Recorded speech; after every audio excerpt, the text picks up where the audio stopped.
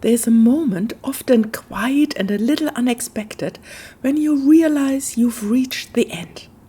And maybe not the kind of end where everything feels neatly resolved, more like the kind of end that invites you to pause, look back, and notice who you have become along the way. This is that moment, the last page of this journal, the last prompt of this challenge, but not the last word. Welcome to day 23 of this challenge.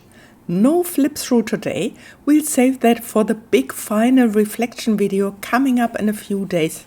Today we simply begin. When I saw today's prompt book page, I knew I wanted to let the symbolism do some of the talking. There's something poetic about closing a book with a little booklet. And even more so when the final detail I want to tuck into the spread is a little booklet made from a page that literally says the end. Of course, it's not really the end. It's a pause, like a fold, a corner turned down to mark your place in the story. Because real endings are rarely final. They are often beginnings in disguise. But we are not at the end yet, and what I like to do here is creating the cover for my little booklet. And because the paper is so thin and flimsy, I would like to glue 2 pages together to make it a little bit more sturdy.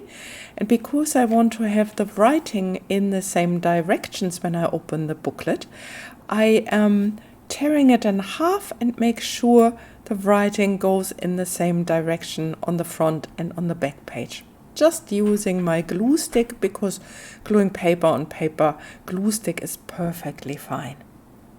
This whole process, 23 days of showing up to the July Junk Journal Challenge with paper and glue and ink and questions, has reminded me how many versions of ourselves we carry within us. Some we return to, some we release, some we discover unexpectedly while doing something as simple as gluing down paper on paper. And that's the beauty of an ending that honors the journey. It doesn't try to erase the mess, it makes space for it. If I've learned anything from my work in therapy, in journaling, in this challenge, and in just being a human, it is that endings are never just about what's over. They are about what's ready to be integrated and what we are now able to hold with more softness. This journal in so many ways has held me. Each page a conversation, a small ritual, a letting go, a gathering in. And with this page here, I would like to cut out the little word the end. I have the template here for my little booklet and just will cut around the edge, darken it a little bit with my Distress Oxide ink, as I always do, to make it stand out a little and make it a little bit more vintagey. So let's finish that up and let's have a look. Oh, I didn't think that through properly. The end is not visible. If I fold it in half to have it as a cover, I'm really literally covering the end, which I wanted to have on my book cover. That's not working. I need to come up with a different idea. Let's see. If I fold it in a way that the end is still visible. Let's see, how can I do this? Maybe if I move this a little bit, like if the end is still on the cover like this, and I fold it over, I can create a little side pocket. I love this. I'm adding this little side pocket so that I can put in a tag later.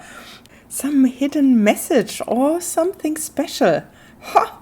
I love this. How out of my little mistake comes something unexpected that I actually like even more. And I'm using my art glitter glue, which is like it always is. It's blocked up again. That's a little bit the problem with the art glitter glue, but I think here it goes. And I'm just gluing down the side here so that I have the tuck and a little bit of glue on the rest of the page. So I can fold it around my first book page. Just like that. Wonderful. Ah, yes, here, my little pocket. So, I'm just cleaning up the side, rounding the corners to make a cute little booklet out of it and make it similar to my pages that I would like to put into my little booklet. Okay. And I think I will decorate the front, maybe with the day 23 and the prompt. Let's see later. For now, let's go back to the little booklet and prepare the background of this page. I really like today's prompt book page. There's something poetic about using a book page to close a journey. Pages that once belonged to someone else's story are now becoming part of my own. It feels like a quite metaphor for life, doesn't it? Like book pages have history. They carry voices and meanings long after the cover has been closed. And as I glue these scraps down, I'm thinking about the pieces of my own life that have belonged to other chapters. Conversations, versions of myself, roles I have played. Some I chose, some I inherited. And so as I glue down this torn page, I am thinking I would like to brush over it with some gesso to let it fade a little bit into the background and then to layer marks and texture over that.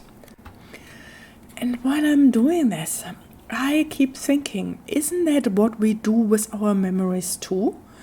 We don't get to rewrite the past, but we do get to hold it differently. That's what this journal has been for me, a place to hold things differently. Not to perfect anything, not to impress anyone, but to stay close to what's real, to honor each page as a part of a whole, even the ones I struggled with. Because the truth is, we are still writing our story, one torn, taped, beautiful page at a time. I found these stamps just yesterday in a take for free box at a midwinter fair. Yes, in New Zealand it's winter. I know for most of you it's summer in the moment, but it's very cold in New Zealand. And finding these stamps just sitting there waiting for me to take, it felt like a little gift from the universe. A reminder that creativity doesn't have to be expensive or perfect. Choosing the green ink took me a moment. Peach felt nice, but green just fits. It ties so nicely back to the cover. It's funny, I find how small decisions like an ink color can become moments of alignment. Sometimes we think growth needs to be massive, but healing often happens in these micro decisions, in picking green, in trusting that instinct. I decided to stamp again, this time in black, just slightly offset. It makes the original image feel more grounded, more dimensional. We all have shadow parts, sides of us we don't always want to show. I believe they deserve a place too. They give us depth. And to add even more depth to this little journaling page, I decided to use this stencil quote, "Art is always becoming yourself."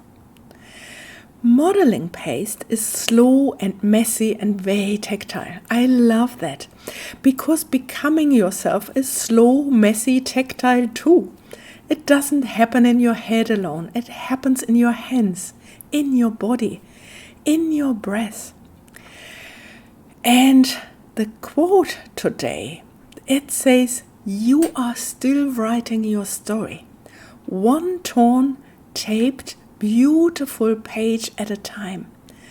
There's so much compassion in that line because it doesn't assume a clean arc. It welcomes the messy middle, the torn edges, the parts that didn't go to plan. When I began this page, I had a version, but a lot of things didn't turn out how I imagined. And I still love it. That's been true for this entire challenge.